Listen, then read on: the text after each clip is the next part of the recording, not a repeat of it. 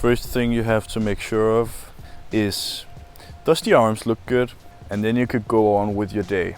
Yo, what's up guys? This is Regen Stagaki speaking, and I just did this squat session. And now me and Silas are filming my upper body session for today. I am on week 4, so I can safely say that I'm fried. But this is the best that 310 kilo squat has ever moved, like ever. So I should be at an all-time strongest on the back squat, at least. Pretty sure I'm also that on the bench press. Deadlift has seen better days, but like, I trust in it. I know how my deadlift works, and I just need a little deload and I'll pull something crazy. But yeah, we'll go hit an upper body session. This is week 4 and we are 4 weeks out from Worlds. And not to get any of you guys confused, this is episode 5 of Road to Worlds. And we are starting to get into the nitty-gritty of stuff. We are really starting to hit some territory I haven't seen before in my training. And I'm so excited for that, but I can also feel that this prep has really had me locked in. Both mentally and physically, I have been there. I am pretty excited about the work I've put in, and I just can't wait to see the output and the results on game day. I'm so excited that I like manifest and dream about what's gonna happen on the day.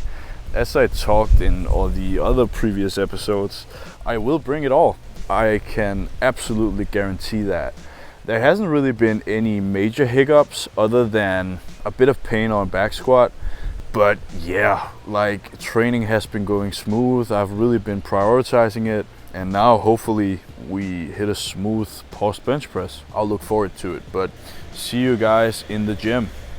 So like I went and did squats earlier. Me and Silas was at work and Silas was like, I can only see you at 4 o'clock, Regen.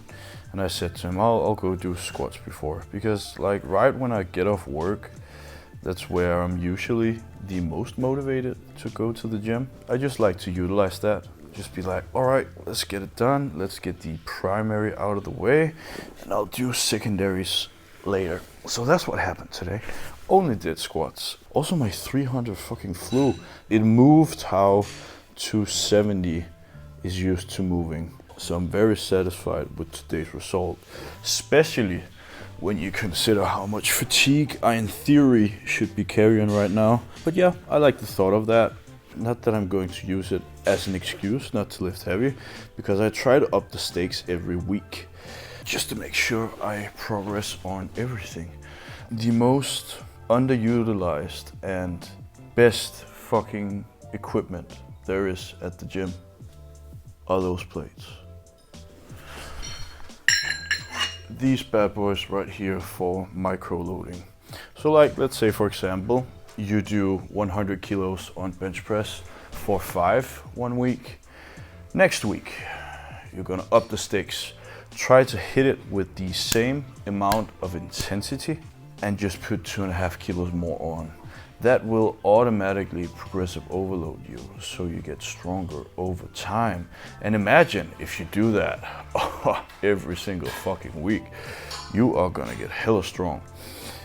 That's what got me started. Like that's what Andreas taught me back in the day when we started powerlifting. He was like, yeah, we're just gonna up the kilos every week, like 2.5 to 5 kilos. That was what we had to do. So yeah, today I am going to hit a single and 3 triples. Hopefully I will hit some very crisp pauses. We will have to see on that. Number 1 tip to make something feel lighter is to put value into it. Have you ever heard of the story where Eddie Hall had to break the world record on the deadlift? I found that quite interesting because I think I used some of these same tactics he used. So the story goes, and I don't know if this is true or not, but he thought about something like his family dying in front of his eyes. He thought about his kids was trapped under a car and he had to lift that car. He visualized that before he went into the deadlift. And like that really got him turned for the assignment. So he went in, did it, and he made history. And he is one hell of a specimen of a man. Holy shit. When I have to hit something heavy, I like to think about it as something really, really meaningful, not necessarily taking it to the extreme like Eddie Hall. For example, with music, I use music that I find very emotional, and it can be many different emotions. It can be sad, it can be angry, it can be happy, like everything that really gets the blood flowing inside me and makes me feel something. And I can channel that energy into my lift. And sometimes when I really have to hit a big lift, I tend to think about sad parts of life, or sad stuff, or angry stuff that makes me angry, or want me to rip something apart. The most recent memory I have of that is my 380 deadlift. Silas, do your thing.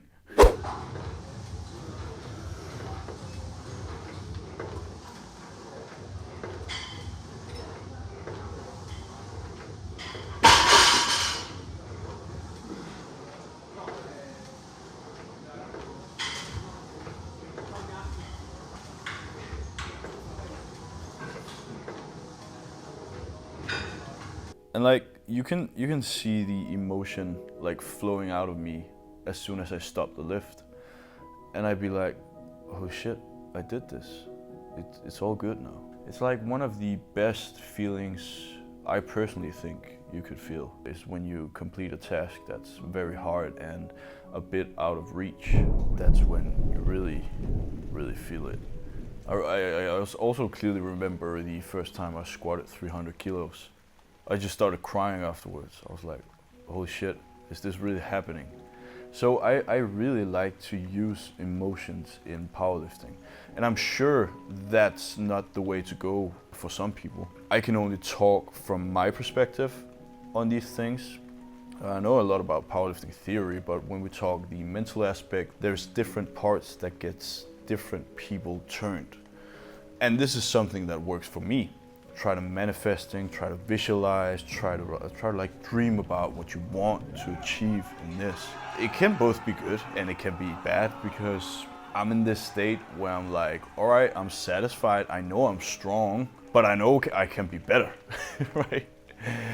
It's this infinite chase of showing up, getting better each and every day, challenging yourself and getting out of your comfort zone. That's what I really like about this. That's at least one of the aspects I like about it. And I use these tactics the most when I squat and deadlift, because then that's when I really have to tolerate a huge amount of load.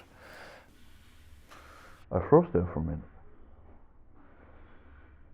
You just have to make sure that the rituals and the habits you have built and the routines and the schedule is working for you.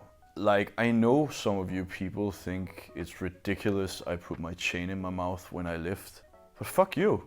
Like, it works for me. I feel protected when I have my chain on, and when I put it in my mouth on benches just for practical reasons.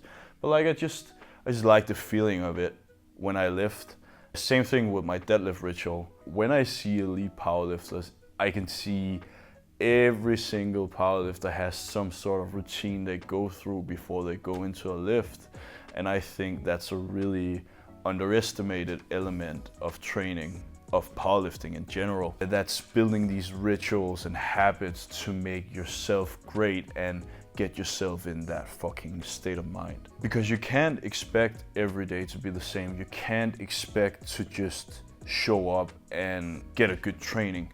Like, you have to want a good training to achieve a good training, right?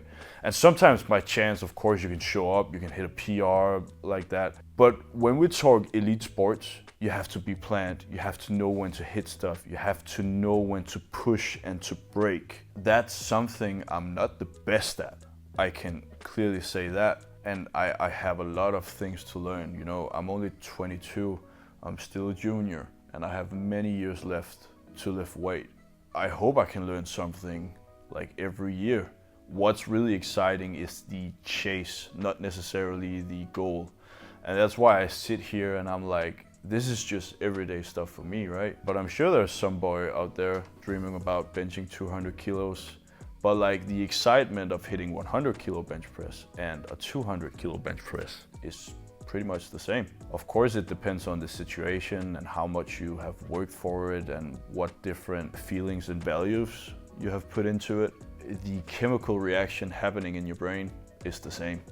So, and it's pretty rough to look at it that way, but like, yeah, it is what it is. You just have to enjoy the journey. That's what makes a man great.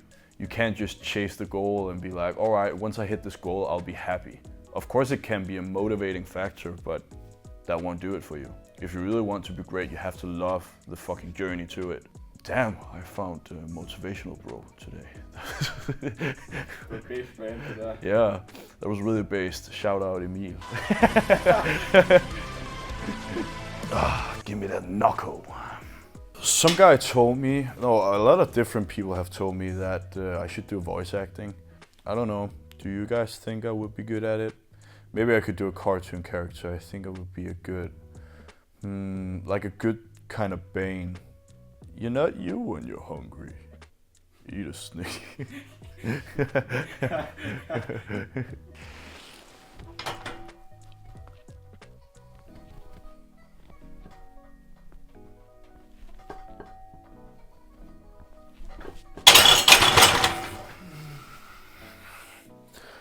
I feel very explosive. I actually also did that on squat, and that's a really positive sign on things are working. As I think I've said this before, but I deem myself better on singles than I am on reps, for example. So my 1 rep max wouldn't necessarily correlate to my 3 rep max because I'm better at just recruiting fast twitch on the singles. I got a question the other day being like, Regin, why do you do so many singles? And first of all, I do it because I like it. I like working up to a heavy load. I like having something to look forward to in my training. Like, I don't jizz in my pants when I see a fucking set of 8 in my training schedule. As we talked about before, rugbrødsarbejde, that doesn't really get me going. But when I see, even when I have an RP 6 single, I know from the moment I wake up, I have to go to the gym and I have to make shit fly. And I just have to be snappy. Second of all, powerlifting is a skill. And what do you do in competition? You don't do triples, you don't do 8s, you do singles. So you want to be good at moving the most amount of weight on a single. I don't really grind that much when we talk about like a specific lift. I have very few grinds in my camera roll, and most of them stem from military press because that's mostly just volume work I do. If you guys go to my Instagram and look at my most recent PRs, all of them are pretty fast considering it's an RP 10. So I just like to be efficient. And how do you be efficient with singles? You train them. And that's both a philosophy I learned when I was under Asger, but also when I started under Joey. Joey really utilizes this to the utmost perfection, and he really knows how to keep training interesting, not make it boring. And that's what I really like about singles, because it also correlates very well to my power building style of training. Because some days I can just go to the gym, I can do a bench press single, and I can do all the volume work I want afterwards. But I feel like I've done something. I feel like I've done something in terms of powerlifting. And like hitting a single is nice. And making it smooth, making it crisp, like it's just very good. Just like eating ass on a Monday morning. It's very fucking good. Yeah, but anyways, we are at 170 now, and yeah, I'll just do it for 2. Try to pause it, very nice, very deep, very slow. I'll put some music on.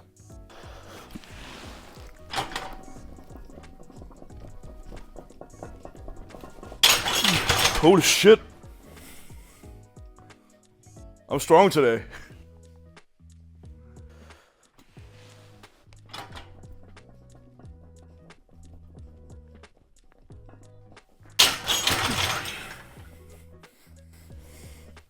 Silas, how did it move? Silas gives a thumbs up. I don't think I've told you guys about the relationship of me and Silas, other than Silas is my cameraman. Me and Silas has been like best friends since 4th grade, I think. And yeah, we really bonded when we both knew we were into Pokemon. And after that, we just hung out like every single night. We played a game called The Binding of Isaac. And I kid you not, I would swear to God, at some point, because we played it that much, we must have been like top 10 in Europe or something. But yeah, fun fact about me, I have never been much of a gamer, but Silas has been the only person ever I have gamed with. Other than that, I've just used every single bit of energy on my obsession with metal. Yeah, it's not a fetish, guys, it's just an obsession, don't worry. All right, this is 210 kilos, and this should move pretty good. This should move very good. I'll have to chalk up the bench a little bit because it's a bit slippery. Oh, and if you guys haven't noticed, we are at Albertslund Styrkelift today, which is a really cool club. They welcomed me the few months leading up to Worlds because I had to train on equipment that was more correlating to the competition equipment. And like here I can lift on metal and I can lift on something that looked like a competition rack. Thank you, ASF.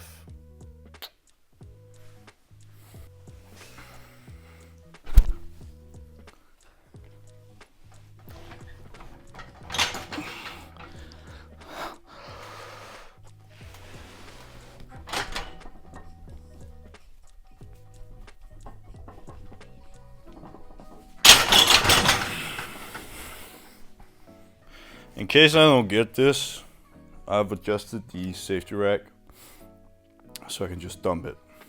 I should be able to dump it.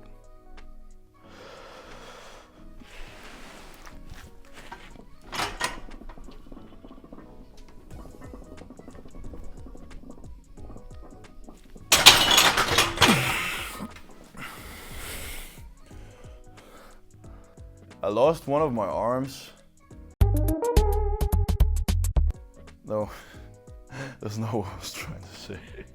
I lost the connection to one of my lats, but that was pretty satisfying, not gonna lie.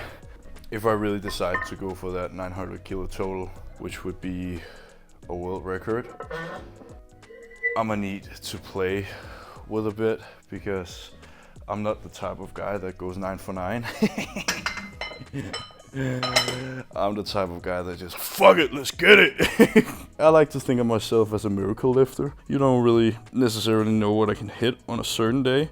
For example, again, my 300 kilo back squat. I only hit 280 previous to that, so I was hella scared. And it was just a decision that was made on the day because there was a competition at home with two guys. One guy named Mikkel, he's the second best powerlifter, I love you Mikkel, in Denmark. And a guy named Daniel Reisgaard. And he probably is my biggest influence. He probably is the only guy I've really ever looked up to in the Danish fitness industry. So I was watching the Olympics last night with my mom, and I saw Lasha and Tank and all the other really great competitors.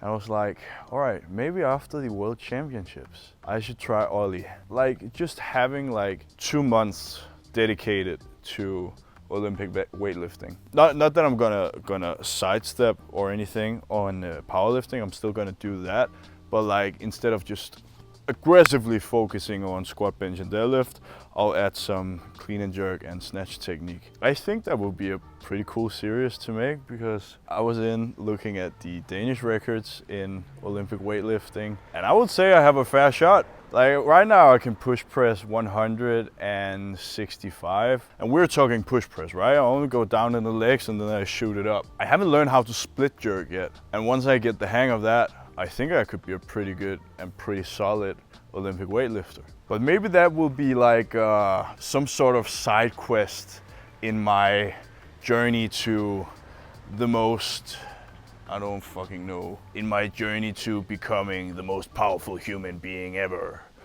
I don't know, I think that would be pretty fun. Yeah, that's something I want to do.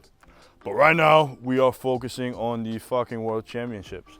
We are going to bring it. In 4 weeks, it's time. Silas, make a countdown. I don't know how.